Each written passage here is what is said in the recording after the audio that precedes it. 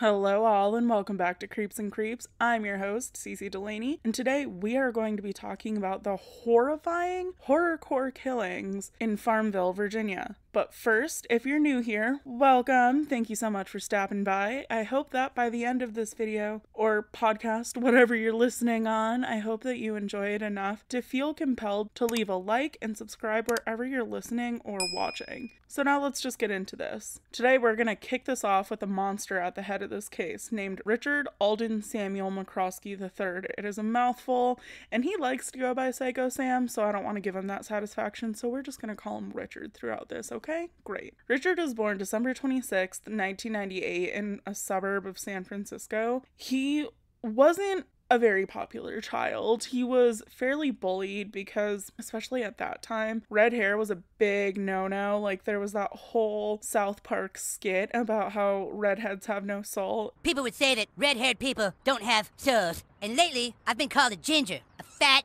ginger. Gingers have souls! It was a little bit funny, but not funny to make fun of someone about it. So anyway, he was relentlessly bullied over his hair and his weight and just shit that was harder for him to control as a teenager when he doesn't have as much free agency over his own body, you know what I mean? So because of all of this harassment, his high school career, you could say, was a little turbulent. He had transferred from Tennyson High School in Hayward over to Hayward High School before eventually dropping out. There were some reports that he had dropped out of both schools, but he had started by dropping out of Tennyson and then was like, just kidding, I want to go back. And then he went back to Hayward. Then he was like, just kidding, this fucking sucks. And then fully dropped out. So I guess choose your own adventure here. Richard was what you would call a bit of a doormat, especially according to people who really knew him. His sister said that he really wouldn't fight unless he was seriously provoked, and even then, he didn't want to fight. He was just doing it in order to avoid getting his shit rocked by bullies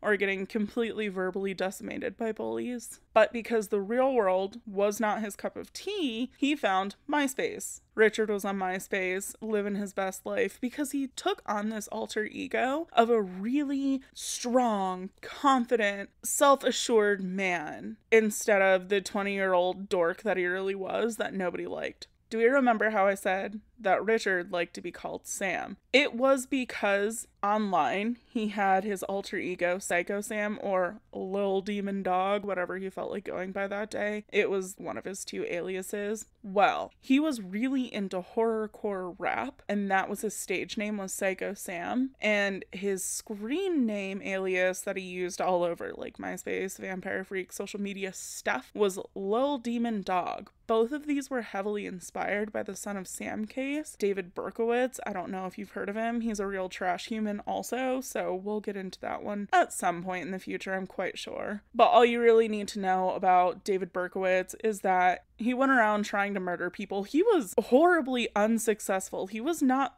good at killing, thank goodness. But he was telling everybody that there was a neighbor's dog who was telling him to kill. The neighbor's name was Sam, so the dog was the son of Sam. Okay, great. That's where the dog comes in. I feel like LiLdEmOnDoG doesn't make sense unless you understand David Berkowitz's demon dog neighbor, allegedly. Now that we have that background, we can sufficiently keep it moving. At the point that everything really starts to like get going in this case, it's about 2008. 2008 is after Richard is dropped out of high school and he started working as a part-time graphic designer for just random horrorcore artists and rappers all over MySpace. And he was really trying to get his foot in the door as a prominent, well-known horrorcore rapper. But Cece, what is horrorcore? Well, I'm so glad you asked. Horrorcore, quote, horrorcore, also called horror hip-hop, horror rap, death hip-hop, or death rap, is a subgenre of hip-hop music based on a horror theme and often darkly transgressive lyrical content and imagery. Basically, okay, have you heard of ICP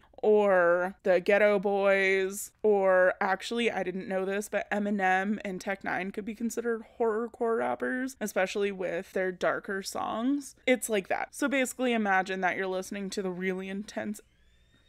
Okay, sorry about that. My neighbors just decided to start doing construction. It is 9 o'clock at night and we are doing construction. That's so fun for everyone involved. Anywho, basically the long and short of it is, it was violent and Richard loved that shit. I mean, even the logo or whatever for ICP is Hatchet Man, so they're violent in plain sight. That's their brand. Because of his obsession with horrorcore, he started to get really into the community, and it's actually, ironically, a very friendly community. If you know anyone who's like a juggalo, anything like that, they do tend to be really accepting and chill people. It's these dumb little outliers that screw everybody else over. But anyway, because everyone tends to be super chill, it was pretty easy to make connections within the community, and that's where he met a fellow horrorcore rapper named Razakal. Around 2007, Richard is doing web promotion and graphic design for another horrorcore record label called Wicked Intent Records. But he kind of decided it was time for a change. So at this time, he had heard of Razakal. It seems like he was a fan of hers, and so he found out that she and her boyfriend were having a show, or at least performing at a show near him. So he went to Apple Valley in California, and he ended up working for Razakal. Like, he made a good impression enough for her to be like, oh, okay, yeah, you can work with me. But I guess at first, even Razakal, like, she knew that he was there to meet her, and he was still in the corner like,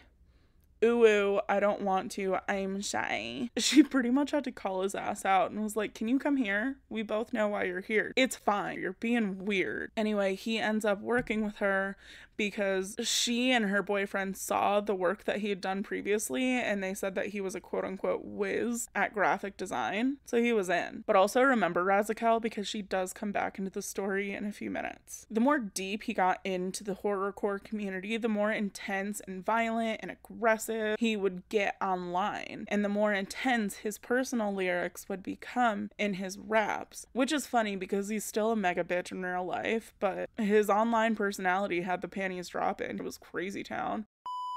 Last night, I was the murderous rage, but now I gotta get rid of the bodies before the corpses start to get to rotting. Thinking about last night, the good times that I had, chopped up remains in a black garbage bag. And then he would take really edgelord pictures in cemeteries, like him leaning against grave, or there was a video of him at a veteran cemetery and it's just him flipping the cross upside down, which is so disrespectful in so many different veins. We defiled the grave, and then lightning struck seconds ago. I think we're being warned. And now it's starting to rain. It's because we fucked up the grave. It's not my fault. Now it's starting to rain really hard. So peace.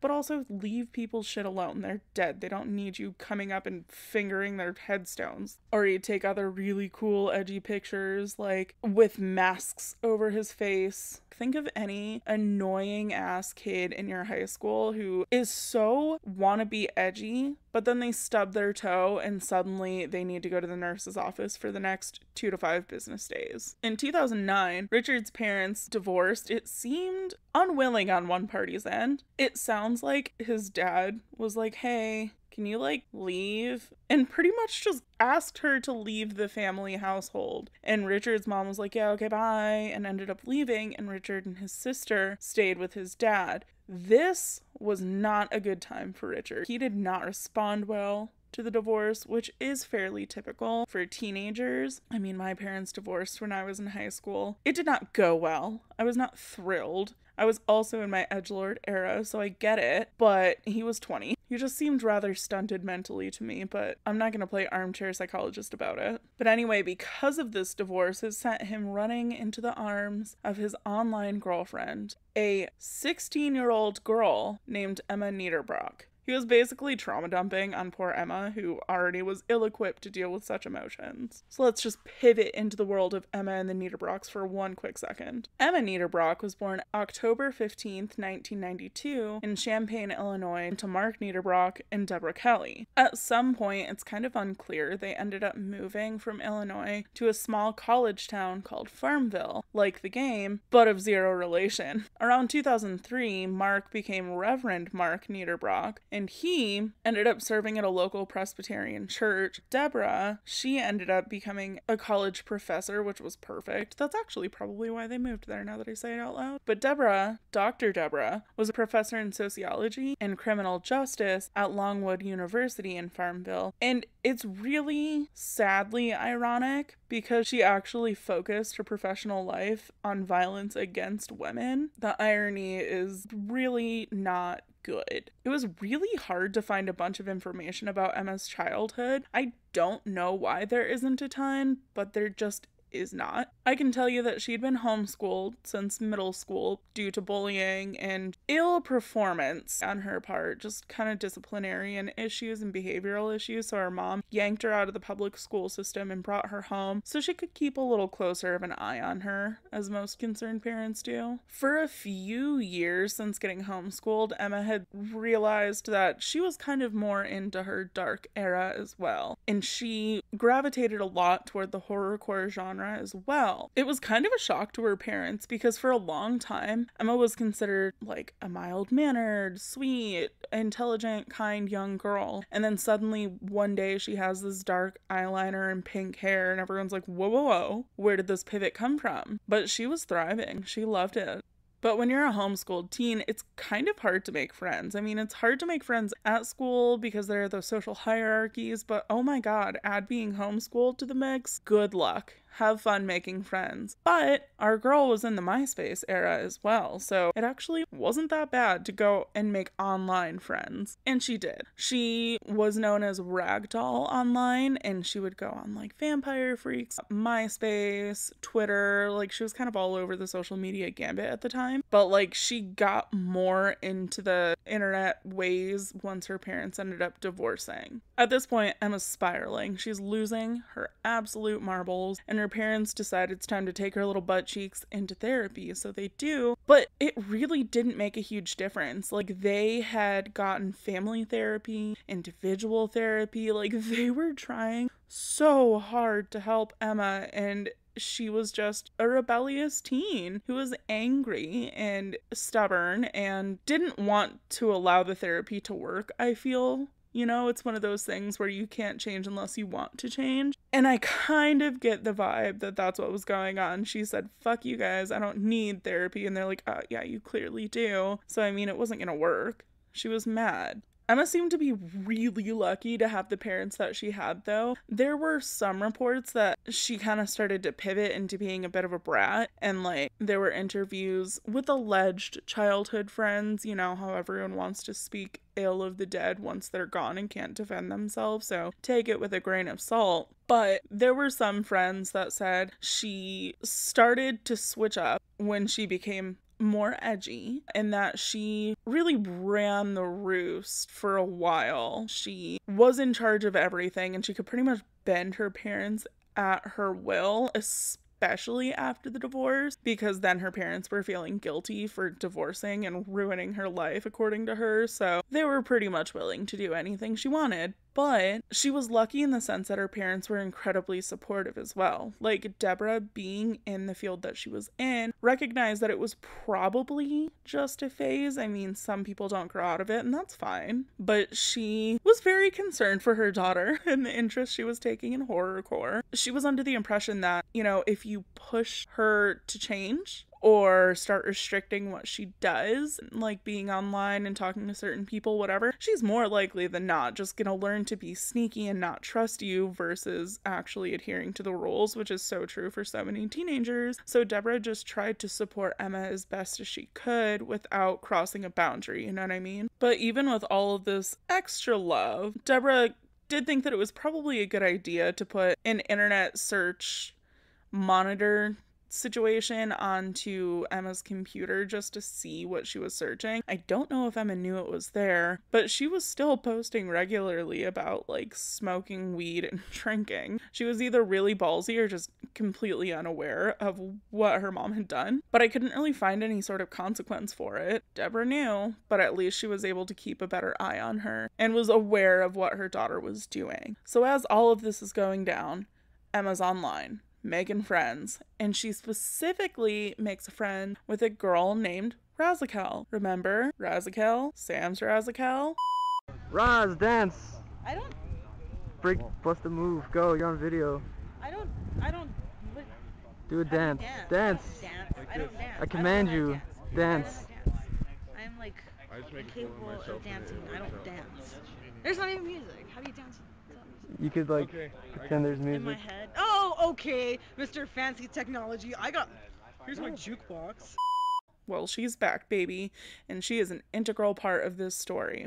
Emma and Razikel got really close because they were both into horrorcore, but also really into like NSYNC and Backstreet Boys and a lot of girly pop stuff too. But then they also bonded over stuff like horrorcore and horror movies and doing makeup and hair. Like, they were both very creative people. But the real cherry on top for this relationship and bond that Razikel and Emma made was that they both had Presbyterian church leading fathers. At first, Razikel didn't realize that Emma had that kind of father figure, but she clocked it pretty quick. Meanwhile, Razikel is still friends with Richard and another girl named Melanie Wells. So Melanie and Razikel, they became friends for like really the same reason most people become friends. They had shit in common. There wasn't a lot on how they met or how they were friends, but I do just quickly want to say there isn't a lot on Melanie, unfortunately, which is really a shame because she was caught in the crossfires of this. It was really unfair. I mean, murder in general is just unfair. Don't do it. But she genuinely was just an innocent bystander in all of this. I'm sorry that I couldn't find a lot about her. I really wish I could talk more about her, but I didn't want anyone to think that I was just ignoring Melanie as one of the victims as well.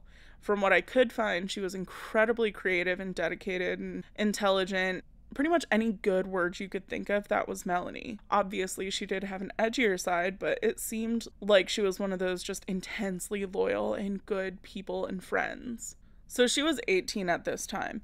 She had been homeschooled, but ended up dropping out and was working toward getting her GED, but she was also very online, with her screen name being a bit of a trigger, so trigger warning here. Her name was Miss Free Abortions, so that's not good. While Razikel's in the middle of these friend groups that she has, she realizes that Emma and Melanie would probably get along really well. She also knows that they only live a few hours from one another, so she thinks, oh, okay, let's have a little meet cute. So she introduces them. Immediately, Emma and Melanie just hit it off and were best friends. Even though they didn't live like down the street from each other, they really didn't have the opportunity to hang out a lot. Their bond was, from all accounts, unbreakable. It was a very intense bond. They were lucky enough to also start working with Razikel as her quote-unquote unholy apostles, which were basically a group of people who helped to promote Razikel online and in person and whatever, just get the name out, you know? Meanwhile, Razikel and Richard were getting a lot closer. She was pretty close with him, Melanie, and Emma, and kind of became like a liaison for all of them, because I believe that it was because of Razikel that Richard and Emma also met. Emma off the bat was like, oh my god, he's so edgy and slay and girl boss. I love him. He's so hot and it's so attractive the way he talks about murdering people. Meanwhile, Richard's like, wow, I really love that someone's giving me attention. That's so super fun for me.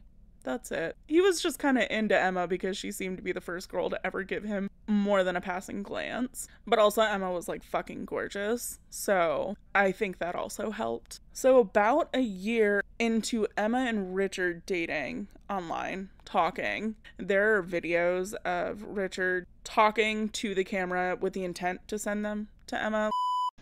Alright, so you wanted a video, and you made me videos, so...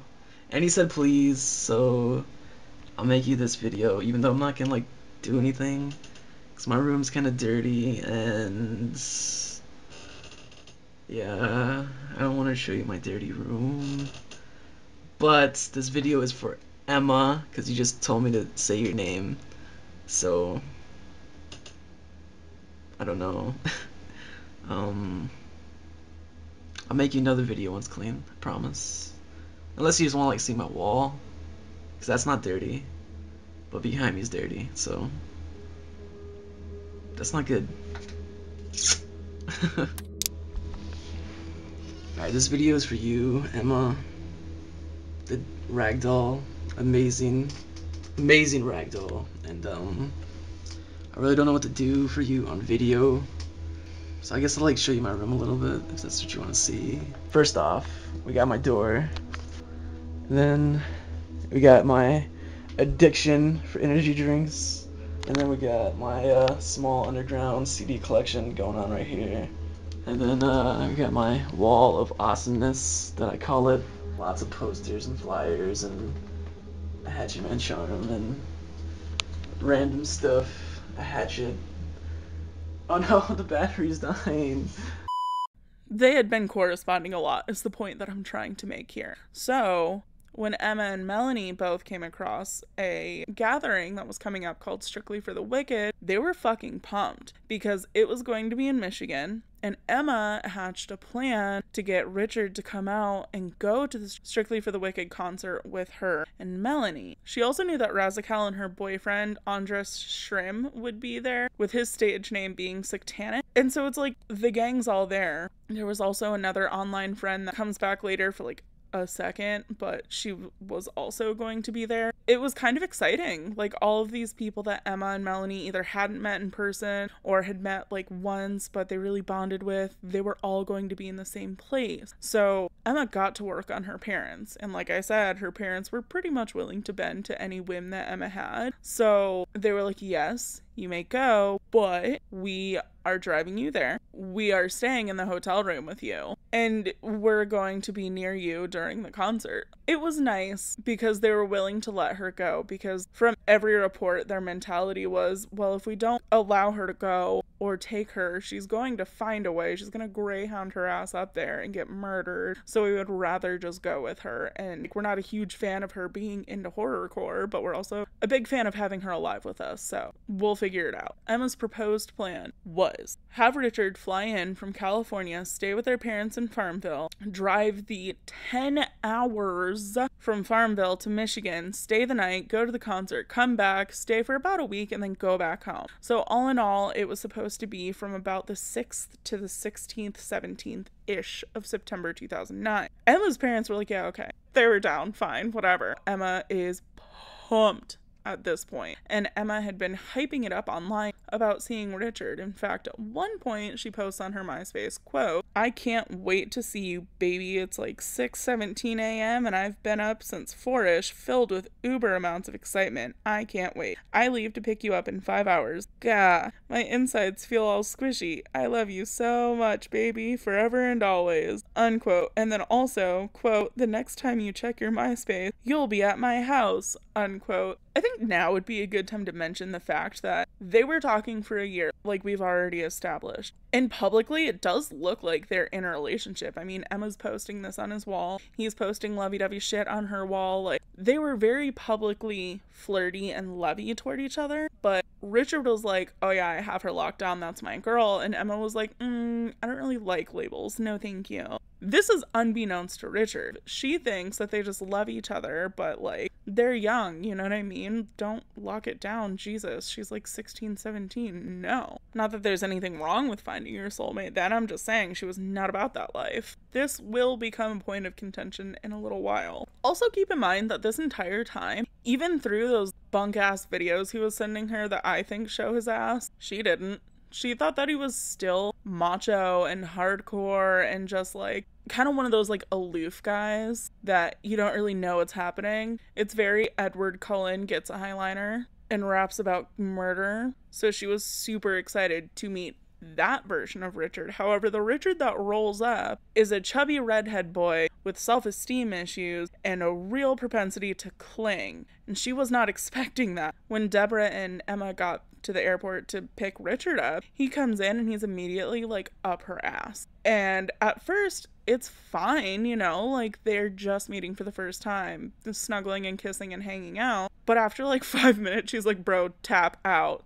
No, get out of my face. What are you doing? This is a lot. Like, she was immediately feeling suffocated by him, which pissed him off just off the bat. He was so mad that she didn't like him for being the clingy, insecure little turd that he was. And she didn't like that she was emotionally catfished for a year. So they were kind of already off to a very very rough start. And I guess when Richard ended up getting to Emma's house, Emma and Melanie were also there, and they would go and hang out, and Richard would just kind of like lurk in the corner being a fucking weirdo, doing whatever and who knows what. He was convinced that the girls were shit talking him behind his back and like kind of right in front of him. Probably, having once been a snotty teenage girl, yeah, I'm sure they were. Does not make it right. Don't do that. That's super rude. But also, don't false advertise your personality and entire being on the internet and then get mad when people are like, oh, this isn't what I expected. Go away. I don't know. I think they were both kind of wrong for what they did, but I don't feel that bad for Richard because he sucks. Regardless, Richard chose the unchill way out of things and just took it like way too fucking far. But we'll circle back to that in a few minutes. So the gang hangs out at Deborah's house for what could only be the most uncomfortable hangout session for a few days until they were supposed to leave for Strictly for the Wicked. I don't even know what they did during that time, but I wouldn't even want to be a fly on the wall. That sounds abhorrently awful to have been in that situation for days just waiting to get in the car, and then you're jammed in the car for 10 hours together. Ew. Yikes. They finally arrive in Southgate, Michigan on September 11, 2009, and had intended to just hang out all day on the 12th during Strictly for the Wicked. At the hotel, Deborah had gotten a room for her, Melanie, and Emma to share. And then Mark got his own room, and Richard got his own room. But it didn't seem to really matter because from what it sounds like, the girls ended up just going and hanging out with Razikel in her hotel room pretty much the entire time, and then went back to their room, slept, and then woke up and went to Strictly for the Wicked. But the only reason I bring up Razikel in her room with her boyfriend is because while they were in the room hanging out with Razikel, Richard also came along and was just being a little weird bump on a log. In my personal opinion, things got really messy when they ended up at the concert. I keep calling it a concert. I think it was more of a considered a gathering because it was like an all-day festival situation.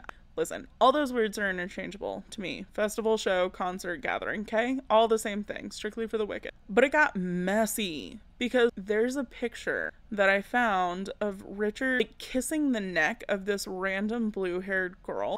Okay, so I found this out while I was editing, but apparently this girl is his ex-girlfriend who also posted something along the lines on his MySpace page of, I bet you were thinking of her when you were with me, and that's crazy that you didn't kill me while you had the chance, but you ended up killing Emma. So yeah, I'm pretty sure this is actually his ex-girlfriend that he's trying to kiss on and whatever while he's at this concert. So that just adds an extra layer of ew, in my opinion. Who is gorgeous, and she does look very similar to Emma, so for a while I thought it was Emma, but Emma had pink hair at the time, so I'm really quite positive that it was not Emma. Which is a fucking problem, because he gets violently aggressive and finds his balls at the worst possible time after Emma's seen hanging out with a guy, God forbid, but he's over here kissing on another girl. Like, bro, double standards, what are we doing? Anyway, he got really weirdly possessive over Emma because she was flirting with other guys at the concert and like making out with them, whatever, even though that was supposed to be like his girl. But the entire time he's like just kind of looming and taking pictures and hanging out with this random blue-haired girl. And I do think the pictures and videos were for like his job, so I can't really fault him for that. But otherwise, like there are pictures of him just standing there alone. No one's talking, no one's interacting, he's just sitting there with his hands in his pockets, being weird. But anyway, long story short, the three did not really hang out during the concert. And actually, it kind of seems like they broke up there, especially according to Emma, because earlier when I mentioned that friend who was also going to be there, and the girls were super excited to hang out with her too. So she met up with the girls at Strictly for the Wicked and was like, hey, where's Richard? I thought you guys were like going out. Aren't you guys a thing? And Emma nonchalantly was like, we broke up. So anyway, who's next in the lineup? Like, she really could not give a shit less. It was fine. And Richard was just brooding on it, but not making it super clear or obvious that he was being a weirdo and coming up with these horrific plans in his head because he was too busy sticking his tongue down another girl's throat. It's the hypocrisy like that that will get my blood boiling, so I'm really sorry that I've been making fun of him this whole time, but I'm not like that sorry because that is abhorrent, horrible behavior to have such a double standard and then do what he does. Like, fuck off. Long story short, they were both messing around with other people, so this should have been a non-issue, but Richard made it everyone's problem. Now, on September 13th, 2009. It's a Sunday. They're back from Strictly for the Wicked, and they got home pretty late, so the plan was pretty much to just come home, go to bed, wake up, hang out. Melanie was meant to go home like the 16th or 17th. Melanie gets to Emma's house. She calls her mom, and she was like, "Hey mom, I'm home. It was so fun. I loved it. Anyway, I'm gonna go to bed night." And then she posts on her MySpace how excited she is to come home and how amazing Strictly for the Wicked was. Good vibes all around, I thought, and I think she thought. But super early in the morning on September 14th, Richard had taken all of his pent-up rage and jealousy and feelings of rejection and all of that toward Emma and Melanie and pretty much everyone who's ever screwed him over in his opinion, and he snapped. He waited until everyone was asleep, and then he systematically went through the house, bludgeoning everyone to death. The real kicker is that nobody had defensive wounds, so it was completely obvious that he had done it while they slept, and they were all in different rooms. So basically the way the house is set up is there's the main house, and then this kind of hallway situation, and then Emma's room. So it kind of looked like a casita style, and it was fairly unattached from the rest of the house, so it's not out of the scope of probability that Deborah or Melanie didn't hear her screaming and freaking out, or Richard just got to her quick enough that she didn't have time to scream. I really don't know. But Melanie was supposed to be sleeping on the couch, Emma was supposed to be in her room, and then Deborah was in her room. So he works his way through the house. Now we're gonna jump around time space for a minute here, because that's the only way that I can think to make sense of all of this, because I have some questions for the Farmville PD. I just want to talk, okay? Based on the descriptions, when the bodies are eventually found, it is a slaughterhouse. Without getting too graphic, basically the cops are like, that was nightmare fuel. That was the worst thing I've seen in my life. I need therapy on the daily. Like, it was really, really bad what they saw. So tell me why, when Melanie's mom calls to have a wellness check, they don't see anything. Richard opens the door and they don't say shit. They go in the basement at one point because Richard calls the cops, and we'll get to that in a second. But the point is they had to go through the house to get to the basement. Nary a report, nary an arrest, nothing. I don't get it. And if someone has an answer, please tell me, because I am not kidding. The amount of time that I spent on web sleuths trying to figure this shit out, because it was driving me nuts. Oh my God. And I really need answers, because it's actually really frustrating the way that the entire investigation went down with this. I just really need the Farmville PD to please show their work, because the math is not mathing. Now, there have been a lot of reports as to the order of operations, that Richard had murdered everybody with his ball peen hammer. But it doesn't really matter in the end, because he dragged all of their bodies into one room, and yet the house was still spotless. I don't get that, but it's fine. But they all ended up in Emma's room together. And then there's a fourth body that we're going to talk about in a second. So the 16th rolls by, and Melanie's mom, Kathleen, has not heard from her daughter in days, no less on that day when she is supposed to be picked up.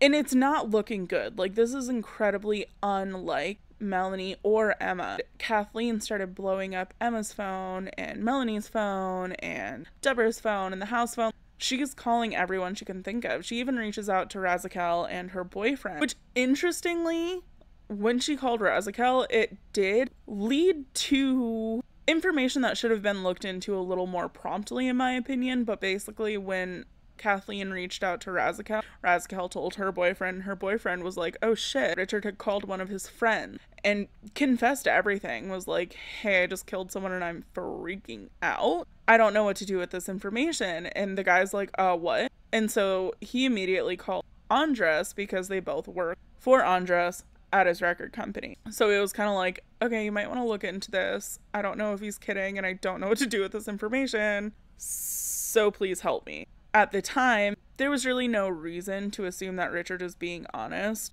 and that he wasn't just talking out of his ass like he liked to do. So Andres kind of like tucked the information away and went about his day. But when Razikel told him that none of the women had been heard from and Richard was pretty much MIA at this point, I think his asshole probably fell completely out. And he was like, oh my God, Richard has already confessed to this. Please pass this information along. And both him and Razikel had also called the cops for a wellness check. I don't know what came of that, because the only wellness checks I could find were from Kathleen. But like, everyone was pretty much telling Farmville PD, hello, there might be some dead bodies. Please go check this out. And also my daughter's not home and that's not like her. No one's answering the phone. Can you check on that? And still it took days for the bodies to eventually be found. Now, because Melanie was pretty much missing as far as her parents were concerned, Kathleen sent her husband up to check and hopefully go get Melanie was kind of the intention. Maybe Melanie just got busy and she was stoked to be hanging out with her friends and she got distracted. Maybe her phone broke. Like, maybe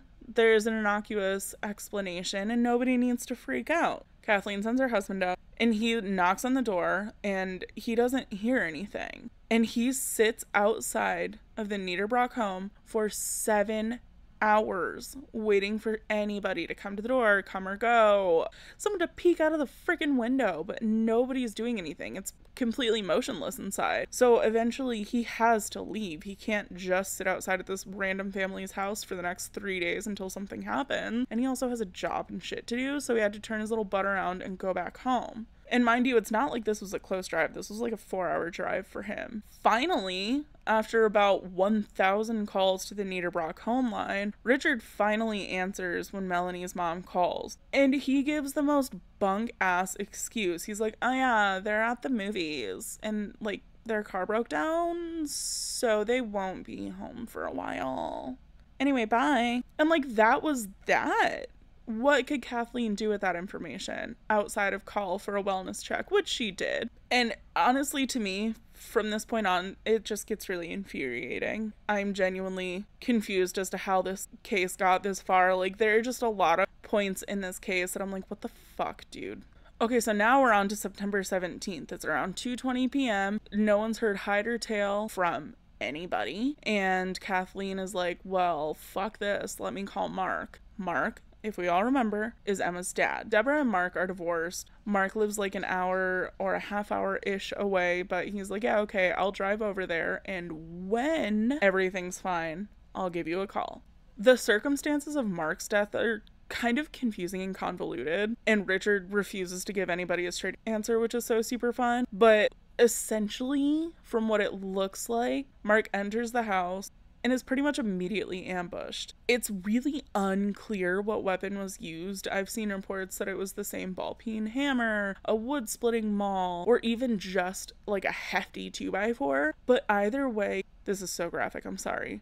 He was beaten so badly that the floor underneath of where his head was damaged. Like, the wooden floor was actually dented from how hard he was hit and just maimed by Richard. Meanwhile, all this is going on. Kathleen is none the wiser, and she's like, okay, well, now why isn't Mark calling me? Like, this is getting super suspicious. So around midnight, Kathleen calls the Farmville PD to do a wellness check, and they certainly went to the house. Wow, did they drive their car to 501 First Ave. That's pretty much it. But like, the real messed up part of this is they rolled up to the house after everybody in the neighborhood had been complaining about a foul smell, as if there was a dead animal just like stuck in a ditch somewhere or something. But you know, if it's a dead deer or something somewhere, the scent's gonna go away, and it's kind of common where they lived, you know, roadkill. So no one really thought about it. Like, who would assume it's a house full of dead bodies? But the point is that the scent was so strong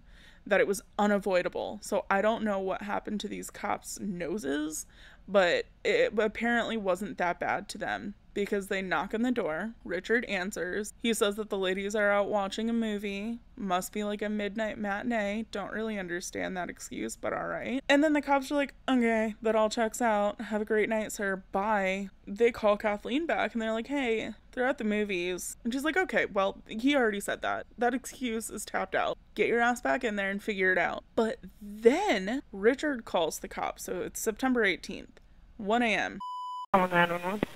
Hey, could I have a police unit come by my house? Because I keep hearing sounds in the basement, and I'm scared to go down there and check what it is. Okay, what kind of sounds do you hear? Like just noises, like something moving around down there. I think it's the dogs, but I'm not sure. Okay. We have 2 dogs, but one of them is upstairs. I just put him up there, and the other one might be down there, but I'm not sure if it's the dog or not. Okay, and it's in the basement. What's your name? Sam. Sam? But this isn't my house. I'm staying at my girlfriend's house. Okay. All right, we'll get somebody to come up there, okay?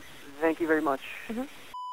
When the cops get there, they go to the basement. If you're watching on YouTube, you'll see right now that I'm going to put up pictures of the house. In what world did they go to the basement without walking through a slaughterhouse? I don't understand, because from what I could find, I straight up went onto Zillow trying to find internal pictures of the house. So essentially what it looks like is you go through the front door and then you go straight back to the kitchen, and then there's some sort of access point from the kitchen, or there's a back door option. However, there was allegedly blood all over the kitchen because Richard had put his weapons in there, and so I'm just so confused. And again, they're in the house and it literally smells like death and dead bodies. So what?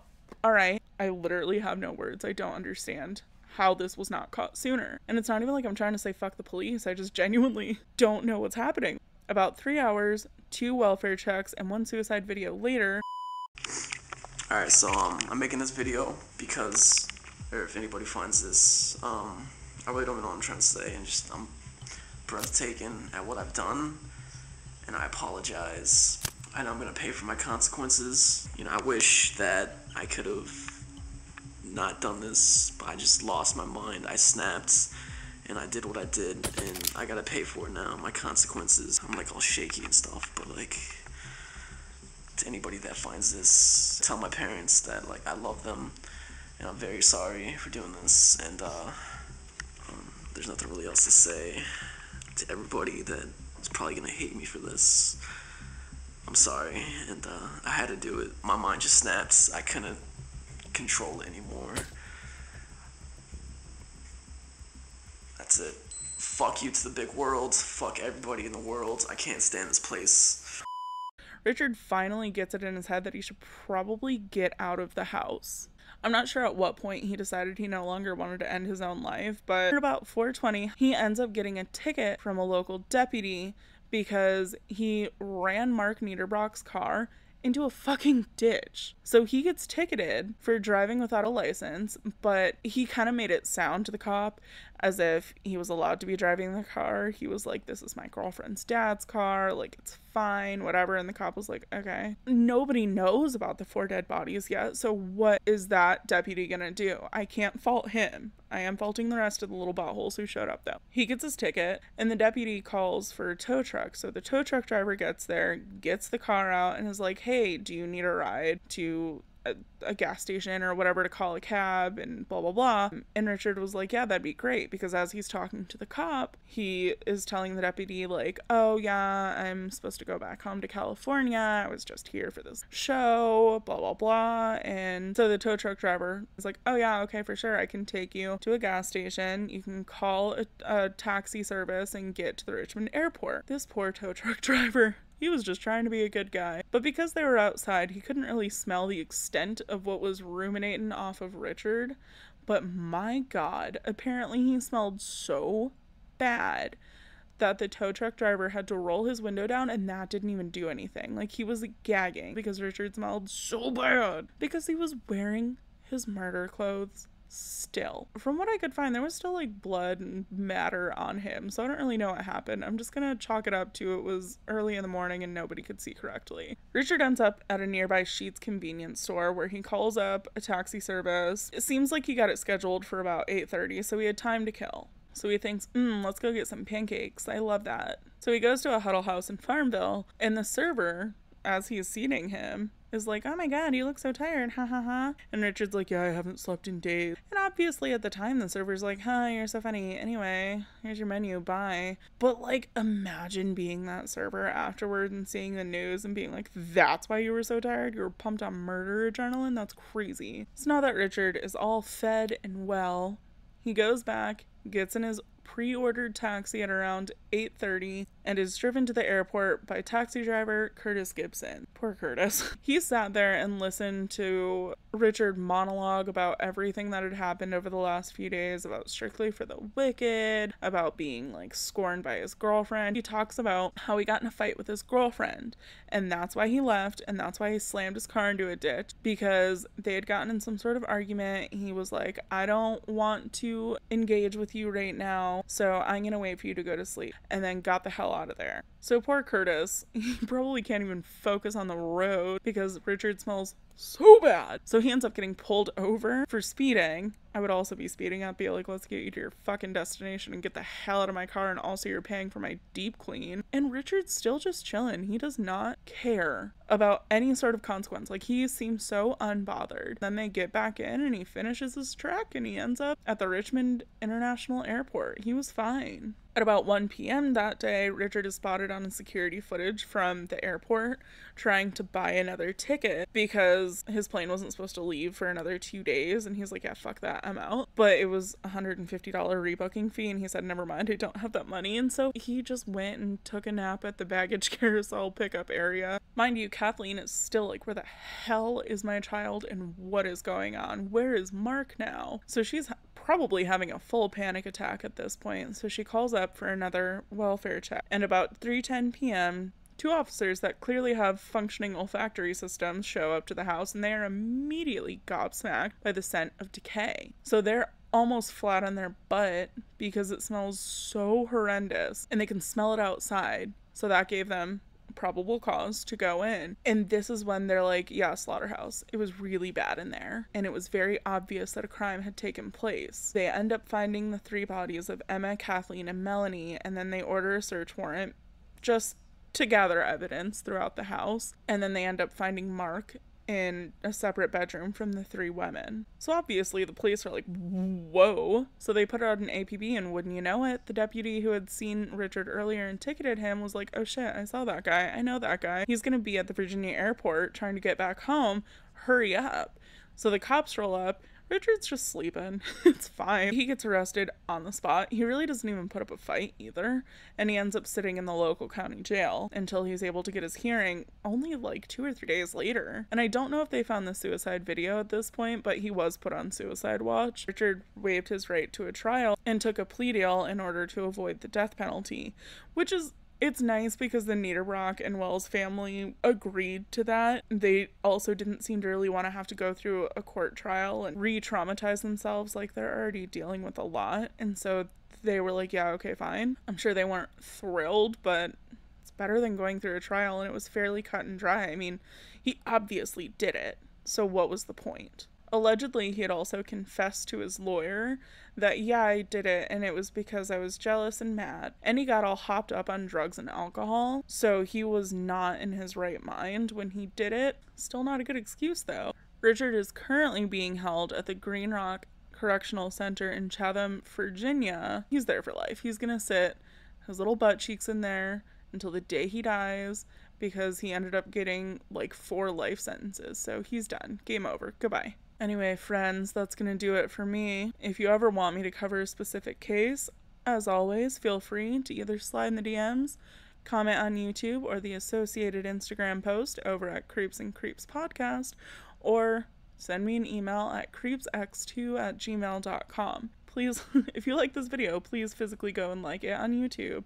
Please leave a rating and review. It really does help to promote the show and get it out to more people, and the more people that know about it, you can talk to each other about it. So it's fun. It's building a community, all right? Anyway, if you're ever curious about my sources, I'll link them in the description below, as well as in the blog post that's associated with this on my website at creepsandcreeps.com. Keep your little noggins on a swivel, and I'll see you next time. Goodbye.